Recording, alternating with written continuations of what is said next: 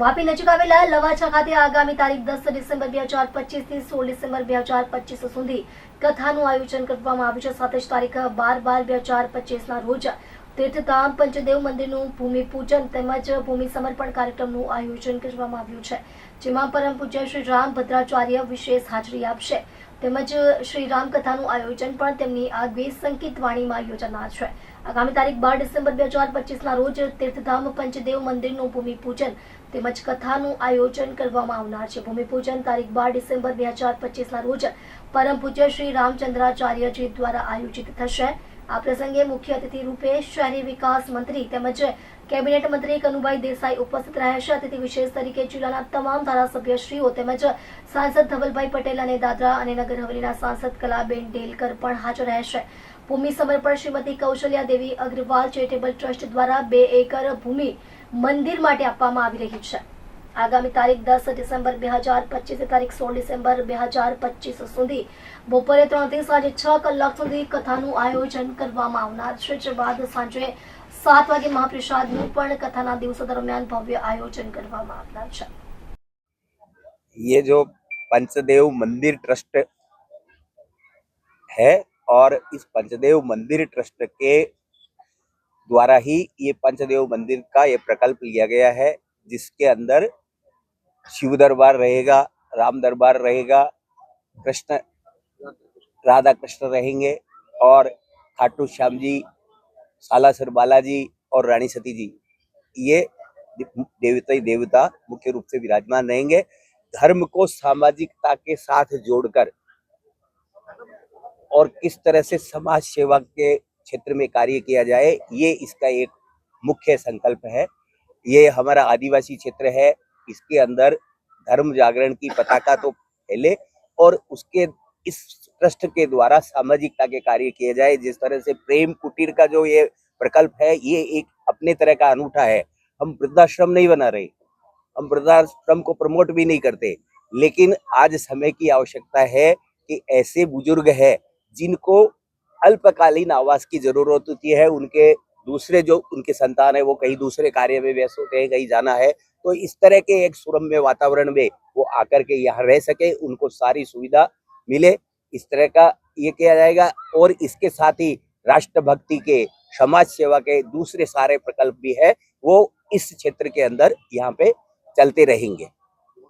और एक गौशाला का भी यहाँ पे प्रावधान है, तो गौशाला के दूध से यहाँ पे जो बुजुर्ग रहेंगे उनका भी वो होगा, भरण पोषण होगा। दूसरे यहाँ पे जो भी अतिथि गृह है, जैसा रेस्टोरेंट बताया, तो अतिथि गृह में भी आने जाने वालों के लिए ये सारी इस तरह की व्यवस्था रहेगी। और जैसा कि भाई साहब ने बताया, इसका कोई हेतु कॉमर्शियल उसका नहीं रहेगा कि यहाँ कोई शादी ब्याह हो रहा है। ये पूरा धार्मिक और सामाजिक क्षेत्र के अंदर ही ट्रस्ट है, वो कार्य करेगा। और जैसे जैसे फिर प्रकल्प होगा तो दूसरी तरह की जो योजना आएगी कि आदिवासी ये क्षेत्र है, ये बहुत अभावग्रस्त क्षेत्र है, डांग वासदा तक भी सारा पूरा क्षेत्र जो जुड़ा हुआ है, इस क्षेत्र में किस तरह से सनातन की ज्योत फैले और किस तरह से लोगों को एकत्रित करके उनको सामाजिकता के साथ भी जोड़ा जाए और सामाजिक कार्य को भी गति मिले, ये इसका हेतु है।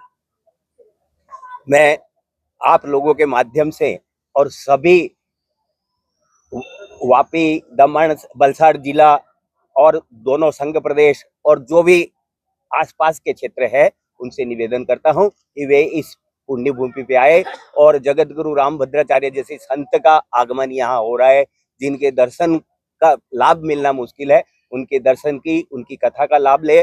और सबके लिए यहाँ पे जितने भी श्रद्धालु आएंगे, ट्रस्ट की ओर से, हमारे कार्यकर्ताओं की ओर से, सबके लिए प्रसाद की भी व्यवस्था नियमित रूप से रहेगी। प्रकाश आज का जो आयोजन किया जा रहा है, किस प्रकार का आयोजन है, किस तरह की सुविधा उपलब्ध है और क्या होने वाला है यहाँ पे जो आयोजन हो रहा है, भूमि पूजन का आयोजन है। उसके उपलक्ष्य में पंचदेव का मंदिर जो बन रहा है, उसके भूमि पूजन है, जो जगत गुरु रामभद्राचार्य जी के हाथों 12 दिसंबर को होना है। उनकी पंचदेव के जो कथा है वो 10 से 16 दिसंबर को प्रतिदिन उनकी कथा रहेगी। दोपहर 3 बजे से स्टार्ट होकर शाम 6 बजे तक रहेगी। उसके बाद में भजन संध्या का आयोजन है, हर दिन भजन संध्या रहेगी और प्रतिदिन महाभंडारा भी रहेगा। कितने लोग आने की संभावना है? लगभग 2 लाख लोगों का 7 दिन के अंदर में 2 लाख लोगों के आने की संभावना है। हर दिन 20 से 25 हजार लोग आएंगे। ये कथा के बाद भी आपका जो ट्रस्ट है वो किस तरह की प्रवृत्तियां करने वाला है? कथा के बाद में भी जो ये आप कथा स्थल देख रहे हो, ये कथा स्थल परमानेंट बना दिया है। तो यहाँ पे कुछ धार्मिक जो अनुष्ठान है वो होते रहेंगे, कथा है, कीर्तन है, जागरण होते रहेंगे। किसी भी महापुरुष की जयंती है, वो सब प्रोग्राम यहाँ पे पूरी साल होते रहेंगे। यहाँ पे ये जो पूरा मंदिर जो प्रांगण बनने वाला है, लगभग उसकी लागत 50 करोड़ रुपए है।